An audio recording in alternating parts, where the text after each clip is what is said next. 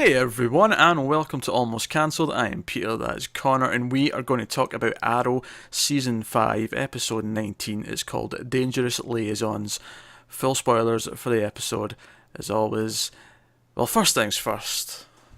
The curious case of the missing Thea Queen continues this week. She is nowhere to be found. Wasn't mentioned. That's a good point. They didn't even tell us where she was this week. Because I've done that a few times where we've got a really awkward bit of dialogue and to say, Yeah. oh, she's not here or whatever. Has she been here since Christmas? Maybe like once? Once or Twice? twice. Barely any. Also, the odd disclaimer actually at the start of these reviews. If you've never watched one of our Arrow reviews before, we don't like Arrow very much. Connor gets drunk for it. He's drunk right now. Look at him; he can barely hold himself together. It's a fantastic bottle of honey bourbon. What can I say? Yeah, so he's not the best of his ability, but so we don't like Arrow very much. We get kind of jaded and cynical. And don't get me wrong. Sometimes when we are we do get positive occasionally. Like there has been If it times. impresses us. Yeah, there has been times in this season where we have actually had to throw our hands up and go, you know what, this wasn't bad. Quite recently, actually. I mean, I say recently. It was a good month ago, but Because it's been off recently in for a terms of month. episode count. Yeah. But I like to give that warning because it's not like our other reviews where we go in with a more sort of level-headed approach and actually discuss it and analyse to the same extent. This one's a bit more jaded and whatever. But I like to warn you. So this episode is about Felicity. Felicity and her pals at Helix with Glasses, who accidentally kills a guy in an elevator. We're never going to learn her name. Never going to learn her name, no. Well, this is the thing, right? So she accidentally kills this guy in the elevator by making the elevator go up and down really fast, right? And then letting the elevator free fall. And the guy is just like a complete corpse by the time the elevator stops. So not only did she just sort of write it off as, oh, it was an accident, I didn't mean that. And then later on... No. There was a learning curve. Oh, so it was a learning curve. Sorry, that was the line. Not only that, later on when Felicity's like, yeah, we need to work with Helix and go and get this, this hacker they're trying to free from Argus who's been held, off books at a black site. And Oliver quite rightly brings up, Helix killed a man, and then Felicity turns around and goes, but that was an accident. When she okay, admittedly I'm too drunk to remember the exact order, but I'm pretty sure she knows they've hired mercenaries at this point. Oh, Or yeah, she she does. Yeah. She's going with the mercenaries. She's going with the okay, team. okay, good. Because the whole point of this episode really is that we enter this weird crossroads where Felicity's with Helix. They want to kidnap this guy from Argus, but Argus, of course, don't want that to happen. And the team side with Argus, and they try and protect. So we have this conflict where Felicity shows up with this team of mercenaries and the other hacker chick to break out this guy who's got a hood over his head the entire time, which makes me think it's going to be someone we maybe recognise. Or at least they've broken out the wrong guy. Oh yeah, sure. Yeah, they might take the hood off and it's Like, they'll go, oh, oh, actually, it can't be. shit, this is the wrong guy. Because he already made a thing for her, for Felicity. That's He true. made that chip thing for her, so... I don't recognise the name, at least. No, me neither. But, so, that was a big thing, and Felicity actually stands in front of Oliver when he's holding a gun up to stop him, and turns on the lasers so he can't get past, and lets them escape. He should have shot her. That's exactly what I said to her. I said he should shoot her in the leg. Just shoot her in the leg. Oh, no, shoot her in the head. Just go for it. Just deal with this problem right now.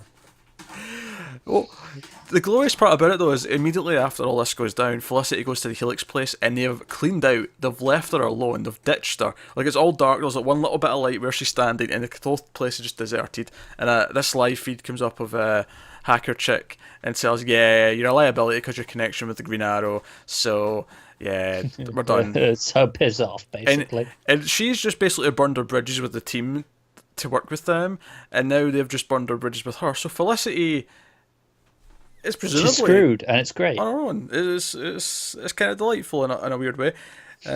Of course, the reason why they want this chip is because it'll help them find Adrian. They can't find Adrian Chase. They're hunting him, of course. And that brings me to the single biggest problem of this whole episode. Go on. Not enough Prometheus theme. No, we did It plays get. once, and I was so disappointed that it wasn't However, there. at the start of the episode, we did get Prometheus in an arcade game for some reason. Like That was kind of amazing. a digital. But then it didn't go into his theme because it went into the title card music, and I was gutted. That was unfortunate, sure, but why he went to this effort to put himself like a 16-bit version of himself in this old arcade game? It's a bit weird. Because he's cool as shit. It's a bit contrived, is all I'm saying. I love how they all love this arcade game as well. Oh yeah, the one Curtis was like, "Oh, this is vintage. Don't Yeah, harm yeah, this." but then Felicity and Hacker Chick were also on it. Yeah, they were also talking about how good it was. Yeah. Oh dear. So that was kind of the thing. Obviously, they get the chip at the end. Felicity looks for him. Her and Droncoli are disputing the events that have taken place. And he's like, "Oh yeah, you're better than this." Blah blah blah. We make choices together. And she's like, "Oh, you don't trust me, Oliver. You don't trust me." Blah blah blah. But the thing sets off an alarm saying, "Hey, we found Adrian Chase," and they go and check it, and it seems he's in the building. It's basically the whole horror movie trick. The calls coming from inside the house is basically the ending. He's Malcolm Merlin in them. Yeah, and then there's like an explosion at the screen, and presumably Adrian's there. I want to say, was he just lying in wait until they think they'd found him? Was he waiting in the shadows? The idea that he was just stood there going, "Go on, get me, go on." Has he been waiting there for days just so at the exact moment when they say, "Oh, we found him," that's when he can strike and be like, "Ha ha ha, my master plan." Do you know what the best thing is? I can kind of see Adrian actually doing that. Meanwhile, there was no appearances for the Vigilante, also known as Eddie. I'm pretty sure he's done this season. He probably is, but. So did you say also known as Eddie? Yeah, I just wanted to throw in Eddie as Vigilante joke. I approve. That's the only reason why I brought him up. So that was the main plot. Obviously, we got a lot of fighting with them. We got a lot of fighting with Diggle and Lila because she's went full Amanda Waller and is like holding people in the black moment where she goes, "What have I done that you're so pissed off at?" or something like that, and I was just like, "No, don't do it, John. It's a trap." Never answer a woman when they say that. It's always a trap. Nah, see, at that point I was going full Mystery Science Theatre and I was like starting to give them their own answers. You ate my last slice of cake, Lila. Come on, I'm so upset. Do you know what? I have cake. I'm really looking forward to having some more. Okay. I have some delicious caramel cookies at my disposal. It's not as good as cake, but it's pretty good. Well, sure, but I mean, you gotta take the good with the bad. What you can get, yeah. But no, so that was the big plot. They have this big fight. Honestly, I really don't care about Diggle's like private life, and I really haven't for a long time. So they're having this fight in their apartment where they're arguing about what she's come to, and he's like, "Oh, the woman I love would never have done this," and it's like, "You're crossing this line, Felicity's crossing this line." Half the female characters on the show are crossing these lines, and they're becoming grade area people, right? The whole time, all I could think about was on the coffee table. There was a jigsaw puzzle, presumably for a child, because the pieces were about this size. They do have a child. Well, I know they have a child, but I've still never seen a jigsaw puzzle. I mean, when I was a kid, I had jigsaw puzzles that were obviously bigger than what your typical, what an adult would use, right? Yeah, The pieces would maybe about that big instead of the usual sort of, they'd be about maybe twice as big kind of thing. Sure. And there'd be images of cartoon characters or something to make it a bit easier because they're all very distinct. Whereas, a difficult puzzle is one where it's like something that's just like a scene of the countryside, and they're all tiny pieces, and it all looks the same because it's all bloody green. Even worse than that, I once saw a 1,000-piece puzzle which was just all beans, like baked beans and sauce. That reminds me of my favourite Facebook page of baked beans where they shouldn't be. Beans in things where they shouldn't be, or something like that. Just look it up, you'll find it. It's stuff like there's a clock and it's got beans inside it. Because why? And it's amazing. Cara, I never thought your response to me saying I once saw a 1,000-piece puzzle of baked beans was going to be, that reminds me of my favourite Facebook page. I'm pretty sure it's called Beans Where They Shouldn't Be, or something to that effect. Look it up, folks. It's fantastic. You'll have a great hour. Nah, they've missed a trick. They should have called it Beans Behind the Scenes. Oh, that is good. That's good. I'm trademarking that. I'm caught. That's on record. I came up with that. That's good. Trademark, copyright. I'm doing it. Go to the trademark office tomorrow. Beans Behind the Scenes. Oh, when they're making a biopic of Sean Bean. That's the movie. That's the title. I love it. I can't think of anything better. Beans Behind, especially if I don't know if he's got a son or a daughter who might be an actor. Like, even if they're not, just include them, just so you can have plural. Just so I can have plural. Yeah, that's the idea. The other subplot of this, which I actually didn't mind so much, because it turns out Renee and Lance have a really good They're a fantastic pairing, aren't they? They have good comic timing with each other. The whole "Don't call me Hoss" thing and was good. But they connect over something that I buy. They don't connect over. I actually get it. I get why Lance, when he finds out that Renee's got a daughter and that he's not seen him, how that kind of was like, oh, I need to step in here and mend this. Yeah. Like, I know I can't see mine anymore, so you have to. Yeah, my daughters have died twice. Is basically his line of thinking. I love how that's not my daughter has died twice. It's my daughters have died twice. Yes. One of whom is currently still alive, but is not in our time period. Yeah. In fact, she's in a broken time period. More on that in Legends of Tomorrow season 3. But so he despite Renee demanding that he doesn't want to see her, we can find out that he hurt her, and it sounds really bad at first. And the funny thing is when he said that he'd hurt his daughter, I immediately just joked, "Oh, what was he waterboarding her?" Just as a joke, just because it was so over the top. And then the next thing that came out of his mouth was, "Oh, I was making her soup," and I was like, how close was I? Joel was wondering though. He was saying he was heating up soup on the stove, and it's like, okay, sure, but just use a microwave. Yeah, but a lot of people still do it on the stove. They do, but use a microwave. She's not going to spill it on herself out of a boiling pot out that way. But she wasn't supposed to even go near it anyway. He was supposed to just... it's because he's a drunk and he passed out whilst making said and soup. that's something else I actually appreciate about their relationship, because they both have that. Lance has that issue with himself. You know, he's been in rehab multiple times. We've seen him go through this, so he can relate to that with him, and I do like that. Actually. Yeah, he doesn't instantly judge him because he's been through it, so he. So yeah, it works. The actual bonding between them over this actually makes a lot of sense, and it actually makes for a nice little scene when he just shows up with his daughter, and Renee sees his daughter for the first time in a while, and she's all happy. Him to call him Hoss, and she calls him Hoss as well.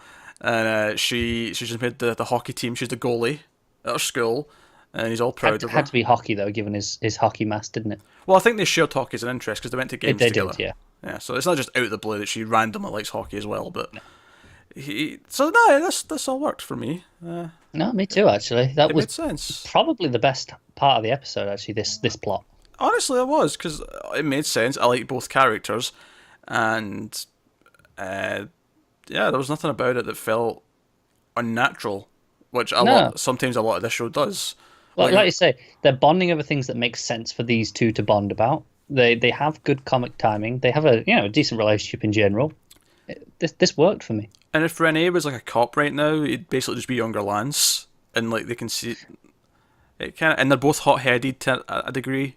Yeah, like they actually have a good pairing, and that worked. That plot worked for me in this episode.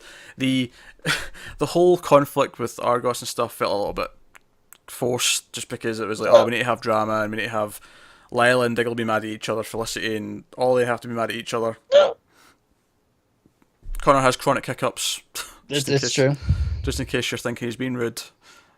And he is rude at the best of times, admittedly, but he's got chronic hiccups. Yeah, I think they're kind of worse when I'm drunk, but They are, yes. Or at least I lose the ability to hold them in.